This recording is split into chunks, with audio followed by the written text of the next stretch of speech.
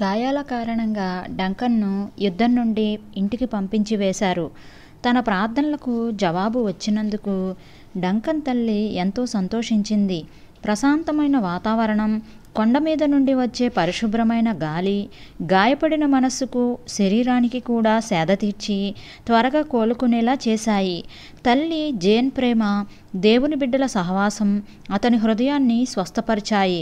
ఆ దినాలలో స్కాట్లాండ్లోని ప్రతి తల్లిదండ్రులకు తమ బిడ్డలలో కనీసం ఒక్కరైనా దేవుని సేవ చెయ్యాలనే కోరిక ఉండేది. డంకన్ కోలుకోగానే అతనిని వేదాంత విద్యను అభ్యసించడానికి పంపించాలని తల్లిదండ్రులు అనుకున్నారు. అయితే వేదాంత విద్య చదువుతూ 5-6 సంవత్సరాలు వ్యర్థం చేయడానికి డంకన్కు ఏమాత్రం ఇష్టం లేదు. తను ఆసుపత్రిలో ఉన్నప్పుడు తన నోటి నుండి ఒక్క మాటైనా పలకకుండానే 7 రక్షించబడలేదా? అదే కార్యాన్ని దేవుడు మరలా చెయ్యలేడా? రక్షణ కార్యం జరిగించడం పరిశుద్ధాత్మ దేవుని పనే కదా అనుకునేవాడు డంకన్. అయితే అవి అతని స్వంత అభిప్రాయాలు మాత్రమే. తల్లిదండ్రులు ఇక ఈ విషయంలో డంకన్ను బలవంత పెట్టలేదు. డంకన్ గాయాల నుండి కోలుకున్నాక తల్లిదండ్రులు అనుమతితో, ముఖ్యంగా తల్లి ప్రోత్సాహంతో చుట్టుపట్ల గ్రామాలన్నీ తిరిగి అనేకులను ప్రభువు కొరకు సంపాదించాడు. ఇళ్ళు దర్శించి వారికి వాక్యం చదివి వినిపించి వారితో కలిసి ప్రార్థన చేసేవాడు. డంకన్ ఎటువంటి ప్రసంగాలు ఆ దినాల్లో చేయనప్పటికీ అనేకులు ప్రభువును తెలుసుకున్నారు. అతని మాతృభాష అయిన గీలిక్లో సువార్తను అందిస్తుంటే విన్నవారు సులువుగా అర్థం చేసుకునేవారు. ఇలా కొద్ది కాలం పాటు వ్యక్తిగతమైన పరిచర్య చేశాక చివరకు తల్లిదండ్రుల మాటకు విధేయుడై వేదాంత విద్య చదవాలనుకున్నాడు. ఆ రోజుల్లో ఫెయిత్ మిషన్ వారు 9 నెలలు మాత్రమే శిక్షణ ఇచ్చేవారు. ఆ తరువాత ఇద్దరిద్దరుగా గ్రామాలకు సువార్త సేవకు పంపించేవారు. 9 నెలలు మాత్రమే శిక్షణాకాలం అయినప్పటికీ క్రమశిక్షణ ఏమాత్రం తగ్గేది కాదు.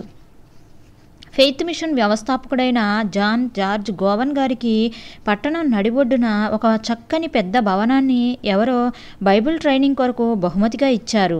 కనుక గోవన్ గారు బైబిల్ ట్రైనింగ్ సెంటర్ను తన ఇంటి నుంచి ఆ భవనంలోకి మార్చారు. డంకన్ ఈ సంస్థ వారికి దరఖాస్తు పెట్టగానే వారు అంగీకరించారు. ఈ శిక్షణ కాలంలో డంకన్ విశ్వాసం బహుగా పరీక్షించబడింది.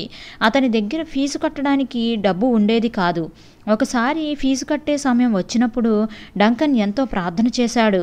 అయినప్పటికీ అతనికి అవసరమైన సహాయం చేతికి అందలేదు. ఇంకా భరించలేక గోవన్ గారి దగ్గరకు వెళ్ళి తన పరిస్థితి వివరించాడు.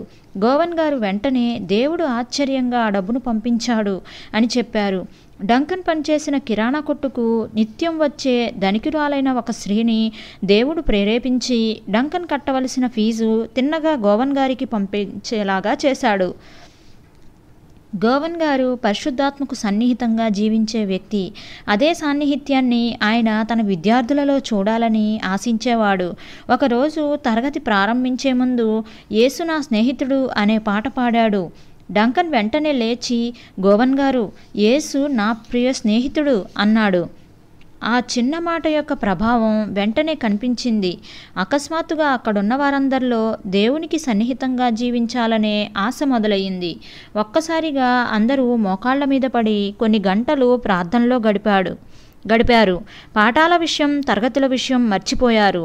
క్లాసులో చెప్పే పాఠాల కంటే దేవుని సన్నిధి నిండిన సమయాలే వారికి ఎక్కువ తర్ఫీదునివ్వగలవని గోవన్ గారికి తెలుసు. చిన్న చిన్న వ్యాధులకు చికిత్స చేయడం నేర్చుకోవడం శిక్షణలో ఒక భాగం గనుక డంకన్కు ఇష్టం లేకపోయినా తప్పదు గనుక ఆసుపత్రికి వెళ్ళాడు.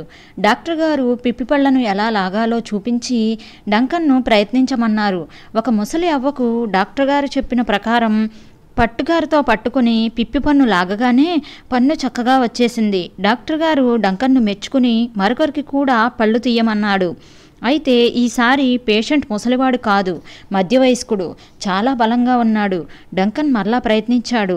అయితే ముసలివాళ్ల పళ్ళ కంటే కష్టించి పనిచేసే వాళ్ల పళ్ళు గట్టిగా ఉంటాయని డంకన్ మర్చిపోయాడు. పట్టుకారుతో పన్ను గట్టిగా పట్టుకుని లాగేసరికి పట్టుకారు జారిపోయి నాలుకకు పట్టుకుంది. అంతే, కెవ్వుమనే కేకతో పేషెంట్ చిందులు వేయడం మొదలుపెట్టాడు. కన్యమరియమ్మను ఇతర పరిశుద్ధులను తలంచుకుని డంకన్ను నానా శాపనార్థాలు పెట్టాడు. బయటకు వచ్చాక నిన్నేం చేస్తానో చూడు అంటూ బెదిరించి, ఇంతలో నాలుక మరలా నొప్పి పెట్టేసరికి బాధతో మళ్ళీ అరుపులు మొదలుపెట్టాడు. చివరికి పంటి డాక్టర్ గారు వచ్చి అతన్ని శాంతపరిచి పన్ను పీకేసి పంపించారు. ఆ దెబ్బతో డంకన్ జీవితంలో మళ్ళీ ఎప్పుడూ పంటి వైద్యం జోలికి పోలేదు. ఇళ్లు దర్శించడం, కరపత్రాలు పంచిపెట్టడం, సారా దుకాణాల్లో సాక్ష్యం చెప్పడం, వ్యభిచార గృహాల్ని దర్శించడం, వీధుల్లో ప్రసంగించడం ఇవి శిక్షణా కాలంలో విద్యార్థుల కార్యక్రమాలలో ఒక భాగం. ఆదివారం సాయంకాలం బజారు వీధిలోని 4 రోడ్ల కూడలిలో మిషన్ వారందరూ కలిసి బహిరంగ సభ నడిపించేవారు. దారిన పోయేవాళ్ళు కాసేపు నిలబడి వాక్యం వినేవారు. ఒక ఆదివారం సాయంకాలం చినుకులు పడుతున్నాయి. విద్యార్థులు ఏర్పాటు చేసిన బహిరంగ సభలో తనను ప్రభు ఏ విధంగా మార్చాడో డంకన్ సాక్ష్యం చెప్పాడు. ఆ కూటం అయిపోగానే ఒక యవనస్తురాలు డంకన్ దగ్గరకు వచ్చింది. ఆమె మంచి కుటుంబంలో పుట్టినప్పటికీ లోక ఆకర్షణలకు లొంగిపోయి ఇంటి నుండి పారిపోయి వచ్చి చెడు అలవాట్లకు లోనై చావలేక బ్రతుకుతున్నది. ఆర్థిక ఇబ్బందులు ఆమెను వ్యభిచారంలోకి నెట్టాయి. అవమాన భారంతో ఇంటికి వెళ్ళలేక, బ్రతకడానికి ఇష్టం లేక, చావంటే భయపడుతూ, చావలేక బ్రతకలేక ఉన్న తన నికృష్టపు బ్రతుకును గూర్చి డంకన్కు వివరించి, నాలాంటి వాళ్లను దేవుడు క్షమిస్తాడా అని అడిగింది. నువ్వు నిజంగా ఆశ కలిగి ఉన్నావా అడిగాడు డంకన్. అవును, నిజంగా రక్షణ పొందాలనుకుంటున్నాను అని జవాబిచ్చింది. డంకన్ వెంటనే తన కోటు విప్పి అక్కడ తడిగా ఉన్న రాళ్ల మీద పరిచి ఆమెను మోకరించమన్నాడు. ఆమె మోకరించి తన పాపాలు ఒప్పుకుని విశ్వాసంతో సిలువ వైపు చూసింది. వెంటనే ఆమెకు తన పాపాలు క్షమించబడ్డాయని నిశ్చేత వచ్చింది. ఆ తరువాత ఆమె ఒక డాక్టర్ను వివాహం చేసుకుని తన బిడ్డలను క్రైస్తవ క్రమశిక్షణలో పెంచి జీవితాంతం ప్రభువుకు నమ్మకంగా జీవించింది. రాణిగారు గుర్రపు బగ్గీ నుండి దిగుతుంటే ఆమె గౌరవార్థం సర్ వాల్టర్ అనే ఆయన తన పై వస్త్రాన్ని విప్పి నేల మీద పరిచాడని అందరూ ఆయన్ను ప్రశంసించారు. అయితే ఒక పాపి జీవితంలో నివసించడానికి రాజాదిరాజు వస్తుంటే ఆయన కొరకు తన కోటును తడి నేల మీద పరిచిన డంకన్ను గూర్చి చరిత్ర పుటల్లోకి ఎక్కకపోయినా దేవదూతలు పరలోకంలో ఆనందగానాలు చేసే ఉంటారు.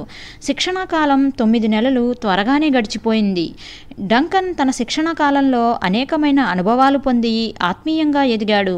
దేవునికి సన్నిహితంగా జీవించడం నేర్చుకున్నాడు. అపవాది యొక్క తంత్రాలను గుర్తించి సర్వాంగ కవచం ధరించి వానిని ఎదిరించడం నేర్చుకున్నాడు.